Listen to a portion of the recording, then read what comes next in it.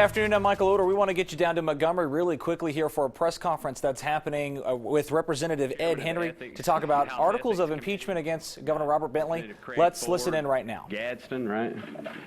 House Minority Leader, and Representative David Standridge from, are you Blunsville or Aniana? I'm from Hayden. Hayden, neither one, okay. Blount County. Blount County. And David is the chairman of the Rural Caucus, so just wanted to kind of bring a few people together. We didn't really open this up to the entire body because we do have a small venue, and we wanted to make sure that we had some key leaders here from different sections of the House. And as such, you're all getting a copy of the articles of impeachment that will be presented today on Governor Bentley, and the process will start. We've never done this before. We've never tried to impeach a governor.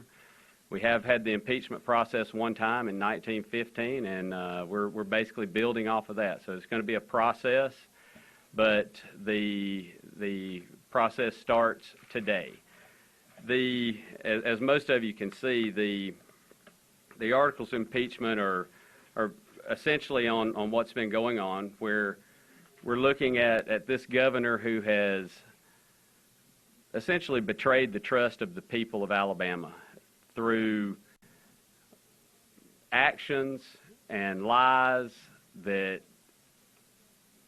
have caused us to have some doubt about his leadership.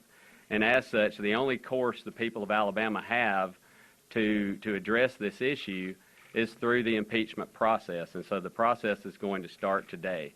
I want to first say that I'm thankful that the governor has reconciled his actions with our Lord and Jesus Christ, and I hope the best for him. But as always, our actions, while we may in a spiritual sense find our forgiveness, they still have consequences. And those consequences are this process and the possible removal of office for his actions. And with that, we'll start today. I will ask any of my colleagues if they'd like to add anything, and then we'll open it up to questions. Well, it's a sad day that we have to initiate this process, and it is a process. This begins a lot of discussion about how this unfortunate set of circumstances has affected us all. It's certainly not a glad time for anybody. And as this process goes forward, we will carefully weigh out the issues. This is really about the checks and balances of government that the Founding Fathers have put in place. The legislative branch of government doesn't operate exactly like the judicial branch or the executive branch. In the impeachment process, it's fortunate that it hasn't been used very often. We do have term limits in Alabama, and we don't have recall. And this is a process where, when circumstances rise to a certain level, that it can hold a constitutional officer accountable. And as this goes forward, I think it's very important that we look at this as objectively as possible. We consider the ramifications of what has happened, and also how this will affect the people of Alabama going forward. There's a crisis of confidence, and this needs to be resolved. Thank you very much. Thank you. Craig Ford, Democrat, Gadsden, Alabama. I want to say this. First of all, I want to commend Representative Ed Henry for taking the bold step of leadership and bringing forth these articles. I want to say this is not about Democrat and Republicans. This is about right and wrong. This is the only thing we know for sure today, is that nothing that the governor has said is true. This is not about the governor's personal conduct. This is about the allegations against him, including that he obstructed justice within the Alabama State Law Enforcement Agency. We believe there's enough probable cause to warrant asking the state Senate to try this case and, if guilty, remove the governor from office.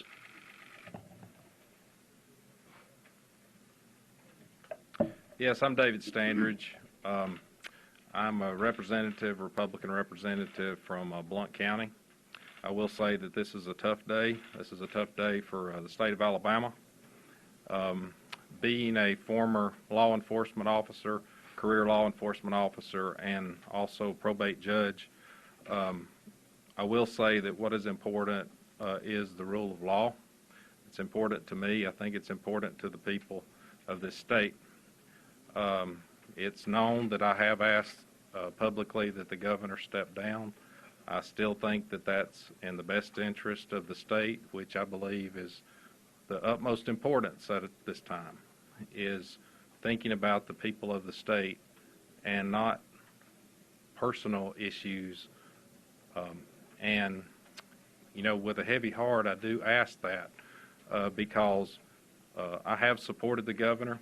I supported him twice in election. I supported him before a lot of people thought that he would have a shot at winning the election. So it is sad. It's hard. It's hard for me. And the county that I come from is considered probably the most conservative county in the state, and we obviously supported the governor and supported him in the last election at the highest percentage than any county in the state. But what I believe in more than anything else is that our officials need to be held to a higher standard. I believe in integrity. I believe that we can't move forward without the people's trust.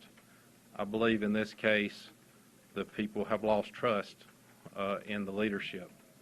And so with that, I reiterate that I think it's in the best interest that the governor seriously consider stepping down. If not, I think it's our obligation in the House to move forward with our duties. Thank you. To touch on something that David just said, Robert Bentley has said time and time again publicly how much he loves the people of Alabama. And I believe that's true. I believe he loves them. And if he does, it's time to let him go. It's time to put aside his selfishness and step down. That's what should happen. If he truly loves the people of this state, he'll step down and he'll relieve us of this pressure and this burden that he's placed on us. If not, Representative Standridge is right. We will move to impeach him. And with that, you have your documents. I know several of you probably have a few questions. Anybody first? If I could ask you, what is the violation of public trust that you allege that the governor has done, specifically about finances, I imagine? Well, so we have a slew of different examples, but it all begins with his reelection. He basically began to lose the trust of the people when he ran on a platform of no new taxes and family values. And then as soon as he's elected, he begins to campaign for a massive tax increase in the state. His wife of 50 years leaves him. There's allegations that he's had an affair, and he emphatically comes out and denies those, to the point that now when we've heard the tapes, we know what's going on, what was going on in that relationship, that it's hard to believe that that hasn't clouded his judgment, that he hasn't used his office to cover up the affair, that these allegations that are coming from the ALEA director, the former ALEA director, Spencer Collier, that those are not true, and that there may be other things out there. It calls into question everything that the governor's done, and that's what we are going to get into here. But the ball doesn't start if we do not begin it in the House. We cannot start this process if we don't introduce articles of impeachment. But is there a specific allegation about the misuse of state funds or resources, and what is that allegation? Well, the allegation is he has misused state funds and so to your point, we're not going to get into these specifics, because what you're looking for is criminal activity. What we're looking for from our perspective is it's about the competence of him to fill this position, to lead us in this state, to stand before our legislative body and tell us the truth. We don't believe him. To stand before an industry we're trying to recruit into this state and tell them what the state of Alabama means and how we're going to be here and we're going to be supportive of their business, it's not believable. And so one of the articles that we can impeach on is incompetence, and that's. Can I address that real quick? Yes. That was Representative Ed Henry there speaking about the articles of impeachment that will be presented this afternoon at the House of Representatives down in Montgomery. If you want to continue watching that press conference, it's online at WIAT.com and also on the 42 News app. Stefan Dingle, our reporter, is going to have a complete recap at 5 and 6. We're going to get you back to the bold and the beautiful now.